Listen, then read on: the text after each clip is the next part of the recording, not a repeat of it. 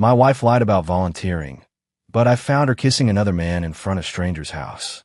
My own mother called me a coward for wanting a divorce. But when the truth came out, she lost everything. Her dream, her marriage, and her so-called family. And the way I exposed it, let's just say nobody clapped harder than my dad. Let's begin. The first time I caught my mother looking at Madeline with that gleam in her eye, I knew something dangerous was brewing. It wasn't the typical sparkle of admiration. No, this was deeper. It was the same expression she used to wear when my cousin's daughters visited, like she was peering into a window of the life she had always wanted. My name's Jackson Rivers. I'm a software consultant based in Louisville, Kentucky, and if there's one thing I've learned from all this, being your mother's consolation son leaves deep scars, even if you're too used to them to notice. My mother, Valerie, had always wanted a daughter. She never got one. Instead, she got me. And for years, I played the role of the next best thing. Not quite what she asked for, but polite enough to keep around. Until Madeline appeared. Madeline Harrington was the daughter of Valerie's long-lost high school best friend, Ellen. They reconnected online, and before I knew it, our living room became a shrine to a woman I barely knew. Madeline was everything my mother had idealized. Elegant, soft-spoken, dazzling smile, raised on traditional values. And apparently, she was perfect for me. I had just turned 32 when they pushed us into that first dinner. Valerie raved about Madeline's charm, her innocence, her beauty. I agreed to meet her just to get them off my back, expecting nothing. But Madeline surprised me. Not because she was interesting, quite the opposite. She was simple, alarmingly so. Her life goal? To be a stay-at-home wife. No ambitions, no drive, just a dream of baking pies and waiting for her husband to return from work. I had built my entire adult life on the opposite track. My schedule was brutal. I ran late-night client calls with European partners, built automation systems on contract, and prided myself on independence. The idea of being someone's entire purpose? It didn't sit right with me. But Valerie pushed harder. She arranged accidental meetings. One time, she even left the house under the pretense of a coffee run just as I arrived to find Madeline waiting, alone, wine in hand, looking just as ambushed as I felt. It was absurd, but she had this vulnerability. She admitted, softly, that she had liked me on our first date and thought I just ghosted her. That honesty disarmed me, so I gave her a second chance, and then a third. And a year later, we were engaged. You know how people say you settle into love, not fall into it? That's what happened. I didn't marry Madeline out of obsession or passion. I married her because she made my mother glow and my inbox less stressful. She was agreeable, helpful, and for the most part, non-confrontational. But love built on convenience is a house on wet sand. Shortly after our wedding, lavishly funded and micromanaged by Valerie, I got promoted to a lead role. More money, more pressure, longer nights. I came home late. Madeline slipped into her homemaker routines. She cooked. She volunteered at church. She called her mother every day. She smiled for pictures. We looked happy. We weren't. She started asking me to send money to her mother. Just a small monthly gesture. When I asked why, she said it was the right thing to do, that Ellen had sacrificed so much and deserved respect. Respect? Or loyalty to the person who raised her to treat marriage like a financial strategy. I started noticing more. The stories that didn't match up. The church events I was never invited to. The laundry that piled up despite her being home all day. The mysterious volunteering that always ended right before I returned. So I followed her one morning. What I saw shattered me. She wasn't dressed like Madeline. Not the conservative skirts. Not the neat ponytail. She wore tight shorts and a tank top I'd never seen. She looked like someone else. She drove across town. Not to the church, not to any shelter, but to a small house I didn't recognize. A man came out. They hugged and kissed. She didn't flinch. She didn't look around. It wasn't an affair. This was her other life. I didn't confront her then. I waited. I gathered everything. Pictures. Messages. Tracked her phone.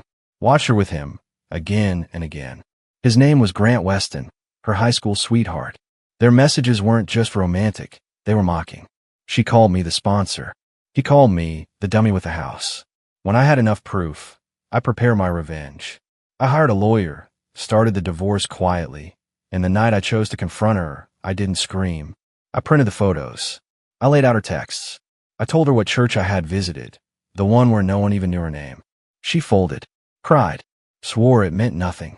But I saw the panic in her face. Not fear of losing me, but fear of losing the comfort. And then I said the word she hadn't expected. I'm divorcing you. Madeline screamed, cried, begged.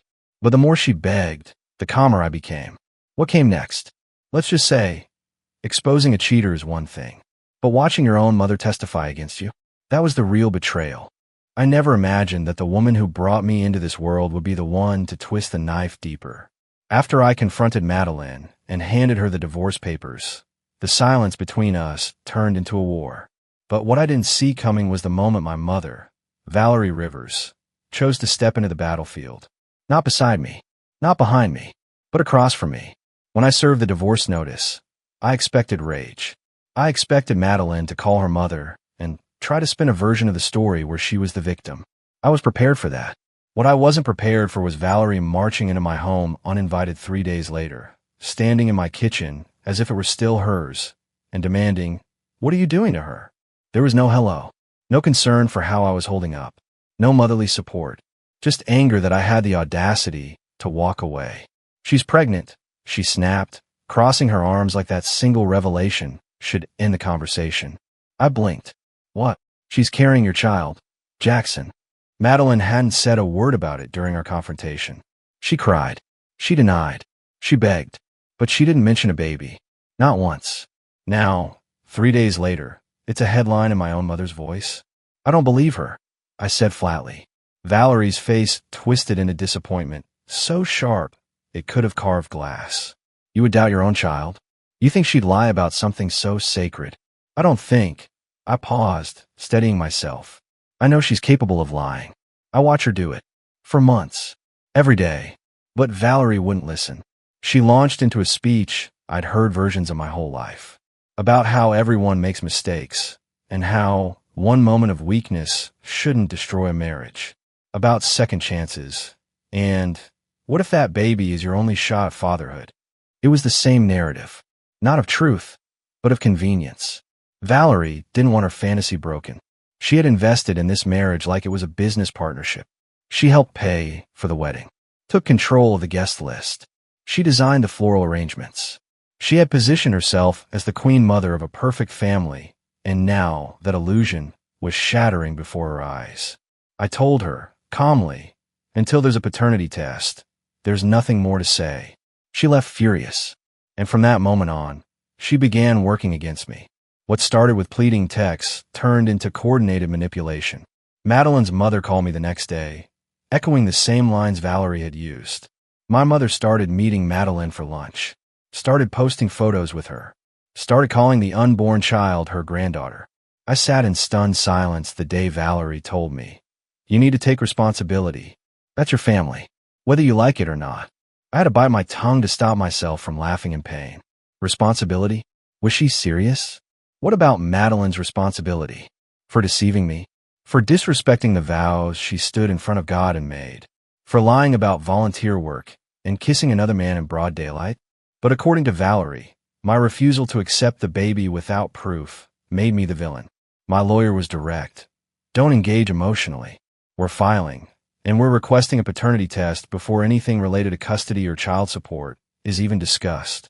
It was the smartest decision I made, because what came next wasn't just betrayal, it was legal warfare. In court, my mother took the stand. The woman who once told me bedtime stories and kissed my scraped knees now testified that I was overreacting, that she believed Madeline's affair had only been emotional, that I was acting impulsively and running away from responsibility. The judge looked at her with a mixture of pity and disbelief. My lawyer presented the evidence: photos, call logs, texts, location data, surveillance timestamps. Every piece of truth I had meticulously gathered. Madeline's lies unraveled before everyone. But Valerie clung to hers. She doubled down, sitting beside Madeline's mother, whispering encouragement, holding her hand like she was her daughter. It was sickening. I didn't cry in court, but my chest hurt in a way I've never felt before. It wasn't about Madeline anymore.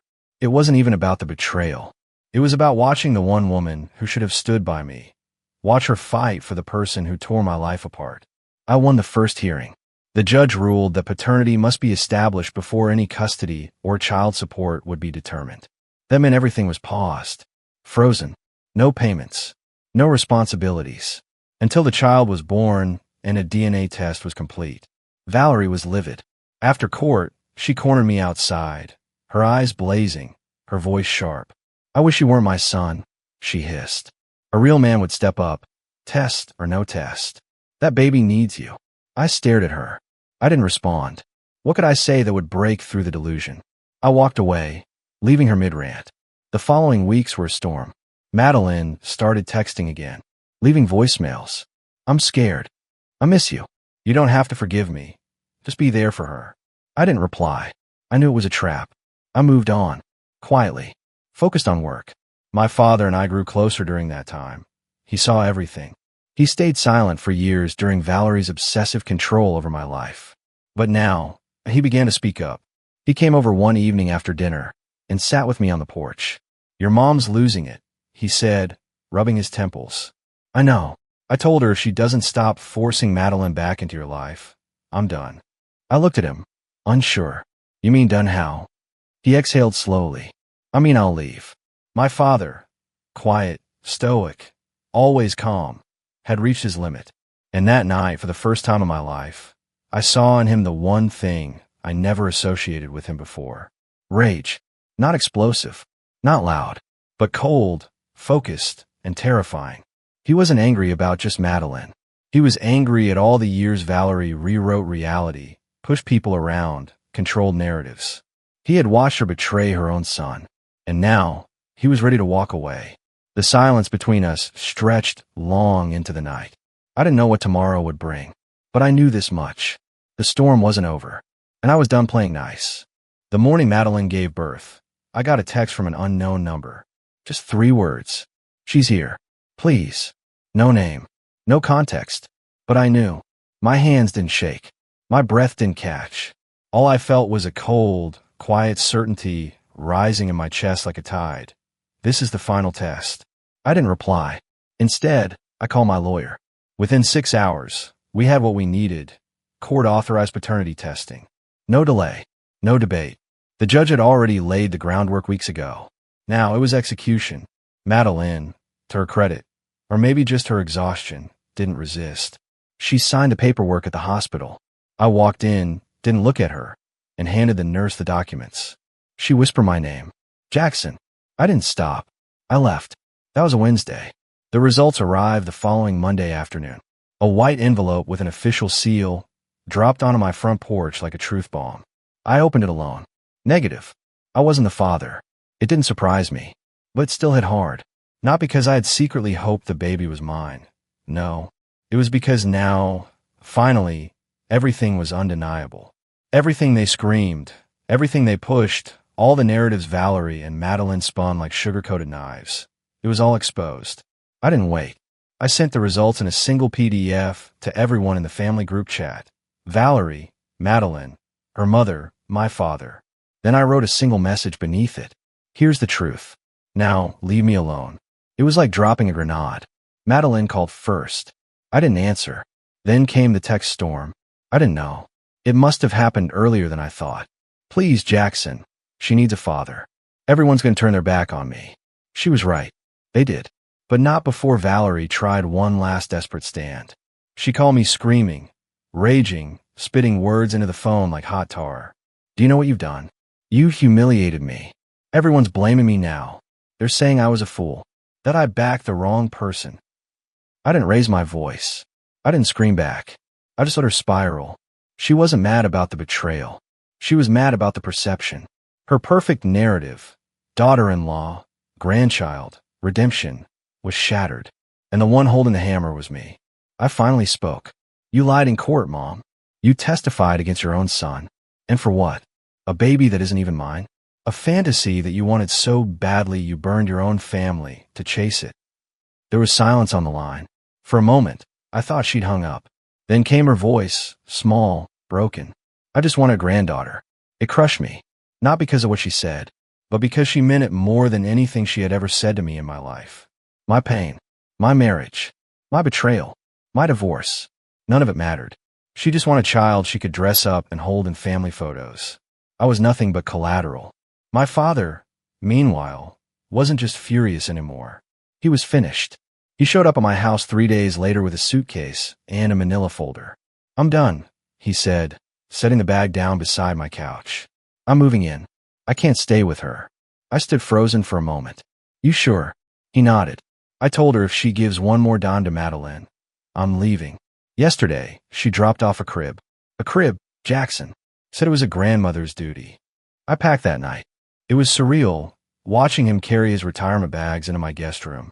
This man, who had spent his entire life keeping the peace, was now making a stand. That night, we sat in silence on the porch. He handed me a beer, then stared out at the quiet street. "She never backed me, he said. "Not once. Not in public. Not in private. But I let it go. Because she was your mother. Because I thought love meant letting things slide." He took a long sip. "But love doesn't mean loyalty to lies." Neither of us said anything after that. We didn't need to. We understood each other now in a way we never had. We were men betrayed by the same woman. Once as a son, once as a husband. And we were done being quiet about it. 3 weeks passed. 3 long, aching weeks where I heard nothing from Madeline, but everything about her. Whispers traveled through town like wildfire. A former friend of mine texted, "Bro, just saw Madeline at the farmer's market with her mom. No ring, no stroller, just looking lost." But what truly changed the tide was the post. One Saturday morning, after another round of subtle family slanders, texts from relatives asking why I wasn't stepping up, and a final voicemail from Madeline saying, "You can still be in her life, just not mine," I snapped. I made the decision. If they wanted the truth, I'd give them the truth. So I logged on my social media account. A quiet one. Private. Small. Just family, co-workers, friends of friends. And I wrote, "I've been silent out of respect. But silence is no longer kindness. It's complicity." Months ago, my wife, Madeline, lied about volunteering. I caught her kissing another man outside a stranger's house. She continued the affair while telling me she was helping abused women and tutoring children. None of it was true. When I filed for divorce, I was told I was heartless. Then came the pregnancy, a last-ditch effort to trap me in guilt. A court-ordered DNA test confirmed the child isn't mine. I won't raise another man's child. I won't stay married to someone who lied and manipulated me. And I won't stay quiet while I'm painted as a villain. This is the last I'll speak of it. Let the truth speak for itself. I added a photo of the court-sealed paternity test. Hit post. And closed the app. What followed was a cascade. People started resharing.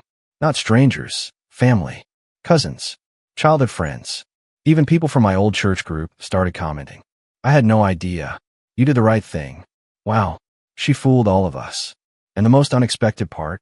People started turning on Valerie. One distant relative commented, "I remember how she gushed over Madeline during the wedding. Like she was the prize. Maybe it was never about you at all." The shift in the narrative was brutal. For years, my mother had been the matriarch. Respected, adored, envied. But now, she was the woman who defended a cheater, who stood against her own son in court, who called herself grandma to a child with no blood ties. That evening, my phone rang. Valerie. I didn't pick up. She called again. And again. On the 4th call, I answered. Her voice was venom. "Do you have any idea what you've done?" she screamed. "People are calling me a liar. A traitor. I went to the grocery store, and someone asked me if I apologized to you yet. Do you know how humiliating that is?" I didn't respond. She went on, her voice cracking. "You humiliated me publicly. After everything I did for you. I paid for your wedding. I gave her a home. You chose her," I said coldly. "Over your son." Silence. "I'm not the one who humiliated you," I added. "You did that when you testified against me. When you lied to protect a fantasy. When you called her child your grandchild while I stood alone in court." She didn't scream again. She didn't cry. She just hung up. The call ended, and for the first time in months, I breathed without that tight coil of pain in my ribs. But Valerie, she didn't let go quietly. What happened next wasn't loud. It was worse. It was desperate. She began showing up at Madeline's place again, offering to babysit, dropping off envelopes of cash, buying groceries. She called the baby my granddaughter, even though she had no claim. She couldn't face what she had done, so she doubled down. My father watched it all, and he'd had enough. A week later, he filed for divorce. And this time, he wasn't quiet about it. My dad wasn't the kind of man who rushed into conflict. He believed in weathering storms, in giving people time to come to their senses. But when he handed me the sealed yellow envelope, his hands steady and expression hard, I realized he had run out of time and out of reasons to stay.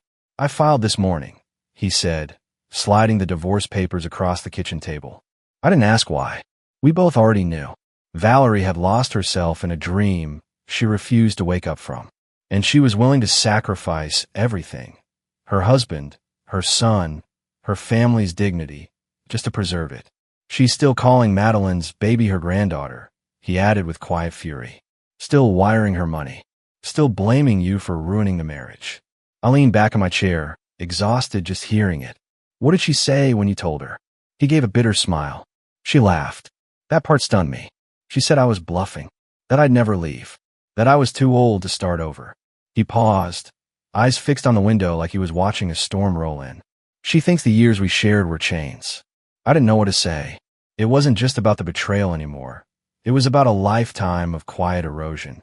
Valerie had used control as affection. She gave love only when you did what she wanted. And now that we weren't bending, she was unraveling. The court date came faster than expected. Dad asked me to come. Not as a witness, he clarified, just for presence. I showed up early, suited up in silence, and watched from the front row as Valerie entered with a soft smirk, still clinging to the belief that she was untouchable. But this time, the judge wasn't interested in the illusion. Dad's lawyer laid everything out. Bank transfers to Madeline, withdrawals from their shared retirement account, gifts, groceries, unapproved expenses. Then came the testimony. My father spoke plainly, but powerfully. My wife prioritized a woman who deceived our son over the well-being of our marriage. She testified falsely. She manipulated family dynamics. And she spent our retirement on someone else's child, calling her a granddaughter when we had no biological tie. I warned her, repeatedly. She didn't stop. I cannot trust her anymore. Valerie tried to argue, claimed she was just trying to help, that she felt called to support a child in need, that her maternal instincts were simply stronger than most. But the judge wasn't moved. Then came the numbers. My father's lawyer produced spreadsheets, screenshots, account logs. Valerie's donations to Madeline totaled over $38,000 in less than 5 months. When asked why she didn't inform her husband, she shrugged. He wouldn't have understood. The courtroom fell silent. In the end, the judge ruled fairly, but firmly. The assets would be split. Their house would be sold. A portion of my dad's retirement would be transferred to Valerie, legally unavoidable. But what truly mattered was what came after. Outside the courthouse, I saw Valerie sitting alone on a concrete bench. No phone, no ride, just her, clutching her purse, eyes hollow. I walked past her. She didn't look up. She didn't call my name. She just sat there, as if her whole kingdom had crumbled and she was waiting for someone, anyone, to come put it back together. But no one did. Back home, my dad moved in officially, not as a broken man, but as someone finally unburdened. He didn't cry. He didn't mope. He just began living. He helped me repaint the garage, cook breakfast every Sunday. We fixed the leaky gutter together, talked about maybe buying a boat someday. And every now and then, over coffee or a quiet evening on the porch, he'd say something like, "Funny how peace feels louder when you've lived through years of silence." We never talked about Valerie much after that. There was nothing left to say. Her delusion had cost her everything. And still, she wasn't done clinging to it. If you had told me a year earlier that my mother, Valerie Rivers, the woman who once hosted tea parties with white lace napkins and spoke about dignity like it was scripture, would end up working at a roadside diner in a wrinkled blue apron, I'd have said you were insane. But reality has a cruel way of humbling the ones who fly too high on their own delusions. After the divorce, Valerie moved into a small, dimly lit apartment on the other side of town. A one-bedroom, second-floor unit with a rust-stained balcony and no dishwasher. It was a far cry from the house she once ruled like a queen. She told everyone it was temporary. Just a fresh start, she said during one uncomfortable family dinner where she wasn't invited, but showed up anyway. But word got around fast. Madeline stopped speaking to her entirely. The same woman Valerie had bet her son's future on now ghosted her. No baby photos. No calls. No gratitude. Nothing. She vanished. I learned through a mutual friend that Madeline had moved out of town, closer to her cousin in Cincinnati. She gave birth again, to a baby boy this time. No paternity claim filed. No support order opened.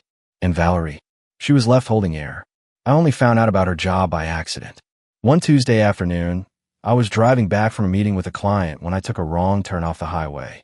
I pulled into a gas station to recalibrate my GPS, and right next to it was a tiny diner called Marlene's. Old neon sign. Flickering open light. The kind of place where time feels stuck in the 1980s. Out of sheer curiosity, I peeked through the window, and there she was, Valerie, wiping a table with a wet rag, sleeves rolled up, hair in a loose bun, face tired in a way I had never seen. She didn't see me, or maybe she did and couldn't bear to make eye contact. I stood frozen for a moment. This woman, who used to look down on people who didn't try hard enough. This woman who once said, "If you don't have dignity, you have nothing." Now working a morning shift for minimum wage, pouring coffee into chipped mugs, and pretending her hands didn't tremble. I walked out without saying a word. That evening, Dad and I sat on the porch with beers in silence. I finally said, "I saw her today." He looked at me, then down at his drink. "At the diner?" I nodded. "Yeah." He didn't ask questions, just nodded once and said, "She made her choices." We both knew the truth. Valerie hadn't just lost her marriage.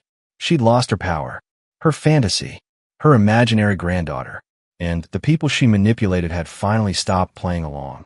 A few days later, my phone rang. It was her. For a second, I considered ignoring it, but curiosity got the better of me. Her voice was small, trembling, barely audible. "Jackson," she said, I need help." It took everything in me not to hang up. "What kind of help?" She hesitated. "The rent. It's due next week. And my tips, they're not enough." She wasn't crying. Not yet. But I could hear the crack. "I made mistakes," she whispered. "I know I did. But I'm still your mother." That line. That manipulation. Wrapped in desperation. Before I could answer, Dad walked into the room, saw my face, and instantly knew. He mouthed, "Her?" I nodded. He walked over, took the phone from my hand gently, and said in the coldest voice I'd ever heard him use, "Oh, now you want help?" He didn't yell. He didn't curse. He just bled truth with every word. "After everything you did, you want help now? You threw your son away for some imaginary daughter and a baby that wasn't even his. You humiliated him in court, lied under oath, and now you want help." She must have tried to plead, because I heard her voice muffled through the speaker. But he cut her off sharply. "No, you don't get to crawl back now. Go ask your perfect daughter, the one you threw us away for. Get your help from her." Then he hung up. For a long time, neither of us spoke. Eventually, he said, "I should have said that 20 years ago." And in that moment, I realized he didn't just find closure. He found freedom. Valerie never called again. At least, not directly. She left 2 voicemails in the weeks that followed. One was filled with apologies, the other with accusations. But both ended the same way, her begging me to remember she was still my mother. Still, as if biology alone could undo betrayal. As if blood erased what she did when she stood in court and chose a liar over her son. But by then, her legend had collapsed. People in the neighborhood started talking. Church members began distancing themselves. The once flawless Valerie Rivers, the woman who wore pearls to PDA meetings and lectured young women on grace under pressure, was now the woman who backed a cheating ex-daughter-in-law and lost her family in the process.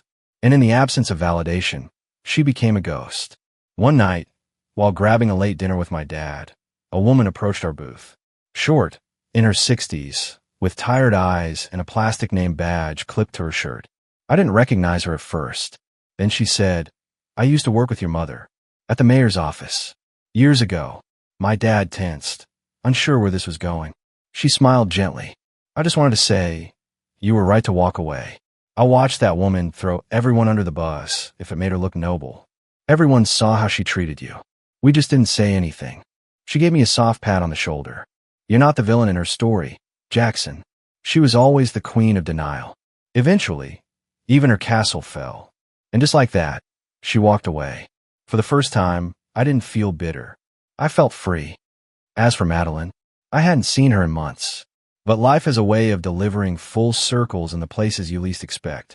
One rainy afternoon, I got a call from a local attorney. He asked if I had a moment. I thought it was about work. Instead, he said, Madeline Weston listed you as an emergency contact on her hospital admission paperwork. What? She gave birth to a son 3 days ago. Alone. No father listed. No family has checked in. She listed you. And your mother. I hung up. No callback. No visit. Nothing. This wasn't my chapter anymore. But later that night, curiosity won. I searched her on Facebook, just out of impulse. Her last post was a photo of her newborn, captioned, "He deserves better than I gave him." No hashtags. No emojis. Just that one quiet sentence. Below it, only 2 likes, one from her mother, the other from Valerie. That's when it hit me. They still clung to each other. The 2 women who tore everything down still played pretend, still painted fiction over ruins. They had each other now. A cradle built from lies and codependence. And I had peace. No chaos. No betrayals. Just my father and I, living a life of truth. The next weekend, we finally finished restoring the deck out back. It had been our quiet project. Sandpaper, new wood, fresh stain. It gleamed in the sunset like a symbol. Dad handed me a beer and said, "I never told you." The day I serve her papers, I cried. Not because I loved her, but because I realized I stopped loving her 20 years ago. I didn't answer. I just clinked my bottle against this. And for the first time in a very, very long time, we both fell whole. Autumn came fast that year. The leaves on our street turned amber and rust. And for the first time in a long time, I noticed the world outside again. Not through a window clouded by stress. Not through the fog of betrayal. Just life. Quiet, steady, real. Dad started gardening. Tomatoes. Herbs. He said he never had the space before. Not in his schedule, and not in his marriage. Every time I watched him kneel beside the soil, I thought about all the years he lived as a shadow in his own home. And I hated that for him, just like I hated it for myself. Until now. But the past has a way of tugging at your ankles, trying to pull you back. One day a letter arrived. Not a text. Not an email. A handwritten envelope. No return address, but I knew the handwriting instantly. My mother's. I stared at it for hours. Didn't open it. Just left it on the counter like it might burst into flames. Dad saw it, glanced once, and asked, "You want me to burn it?" I almost said yes. But that night, I sat on the porch alone and opened it under the porch light. It read, "Jackson, I know you hate me. I understand. I don't ask for forgiveness. I just want to say what I couldn't before. I didn't back Madeline because I believed her. I backed her because I couldn't let go of what she represented. You were always enough, but I was too broken to see it. I wanted a daughter for so long that I turned her into one in my mind. Even when she hurt you, I kept clinging because I thought if I let her go, I'd be left with nothing. And now I am. I lost your father. I lost you. I lost myself. I won't ask for a response, but I wanted you to know. I see it now. I'm sorry. Mom. No perfume. No flowers pressed in the fold. Just ink and regret. I folded the letter once, neatly, and placed it in a drawer. Not to save it. Not to cherish it. But because I wanted to remember the moment she finally admitted the truth, without excuses. Dad asked me what she wrote. I told him the truth. She said she was sorry. He snorted. Too late. I nodded. Yeah, but still she said it. And that was the end of it. We never discussed the letter again. No phone calls came after that. No visits. No knock at the door. Just silence. And in that silence, something healed. Weeks later, I got invited to a reunion. Some college friends I hadn't seen in a decade. I hesitated. The old me would have declined. Too busy, too closed off. But I went. One of the guys brought his sister. Leah. Smart. Witty. Ran a local nonprofit for foster youth. The way she talked about her work reminded me of everything I thought I wanted in a partner. Purpose, compassion, fire. We talked all night. No forced smiles. No fake backstories. Just 2 people tired of pretending. At one point, she asked, "So what's your story?" And I told her. Not everything, but enough. She listened. No judgment. No pity. Then she said, "Sounds like you had to lose everything fake to finally find something real." And that felt like closure. Real closure. Not from courtroom. Not from a test result. but from knowing that the man I was becoming had nothing to do with the lies I escaped, and everything to do with the truth I built. It was a rainy morning when the call came. Blocked number. At first, I ignored it, but something told me to answer the second time it rang. A nurse's voice. She said Valerie had been admitted to the hospital 2 nights earlier. Not critical, but weak. Pale. Malnourished. No emergency contacts left, but me. She said, she kept asking if Jackson was coming. I didn't know how to respond. I didn't know her anything. And yet, some part of me needed to see her. Not out of obligation, but for closure. Real, clean closure. Not through letters. Not through voicemail. In person. I drove through gray skies and silence. The parking lot smelled like wet asphalt and old leaves. Room 312. The nurse nodded as I entered. Valerie lay in a recliner by the window, a thin blanket over her legs. Ford taped to her arm. Her hair was unbrushed. Her face, smaller. But her eyes, those same sharp, assessing eyes, lifted toward me when I stepped in. For a long moment, neither of us spoke. Then she smiled faintly. You came. I didn't move closer. Just stay by the door. I got your letter, I said. She nodded. I meant every word. I believe you, I said. Her eyes filled, but she didn't cry. She just looked tired. The kind of tired that went deeper than age. I think I wanted you to hate me, she whispered, because it was easier than admitting I hated myself. I exhaled. I don't hate you, I said, but I also don't forgive you. Not fully. She nodded, almost relieved. You don't have to, she said. You live the truth. I didn't. That's the difference. We talked about nothing and everything. About how she ended up living above a laundromat. How she hadn't heard from Madeline in over a year. How she spent holidays alone with old photos and missed calls. She asked about Dad. He's good, I said. Better than I've ever seen him. A pause. I'm glad, she whispered. When the nurse came in, I took it as my cue. As I reached for the doorknob, she said, Jackson. I turned. If I could go back, I'd choose you. I didn't answer. I just nodded and walked out. That was the last time I saw her. She passed away 4 months later. A quiet stroke in her sleep. No obituary. No funeral. No one claimed the body. The hospital called me. Asked if I wanted her ashes. I declined. But I paid for a simple box and a tree to be planted in her name. Not as a tribute. Not as forgiveness. But as a reminder that even the most broken roots can feed something real if you stop watering the lie. I visited the tree once. Just once. A sapling in a small community garden. It didn't look like much, but it stood, just like I did. Spring arrived with gentler winds. The weight that had lived in my chest for so long, heavy and invisible like a soaked blanket, had finally lifted. Not all at once. Not in some cinematic climax, but piece by piece. Quietly. I didn't wake up one morning healed. I just didn't feel broken anymore. Life had settled into something steady, simple, and finally real. Dad and I had turned our home into something warm. Not just structurally, emotionally. We started hosting small Sunday dinners, just friends, a few neighbors. The kind of laughter-filled evenings we never had back when Valerie ruled the room with her perfect china and flawless facades. One Sunday, as I grilled on the back patio, Dad tapped me on the shoulder. She's here, he said with a smirk. I turned and saw Leah. Hair pulled back, denim jacket, bright eyes, same kindness, same fire. We'd kept talking after the reunion, slowly at first, cautiously, but as the months passed, that caution turned into something more. She brought food that day, homemade rolls, lemon bars, and a bottle of red wine. She hugged Dad like they'd known each other for years. And when the night wound down and everyone had left, we sat together on the back porch, just like I used to do with my father. Stars overhead, crickets in the bushes, that gentle hush of peace. She leaned into me and said, You've been through hell. I smiled faintly. Yeah, but I think I needed to. Why? To know I'd never live like that again. She took my hand, and that's when I knew I wasn't afraid of the future anymore. Not of love, not of trust, not of family, because I had learned something few people ever do. Sometimes, peace doesn't arrive when the world forgives you.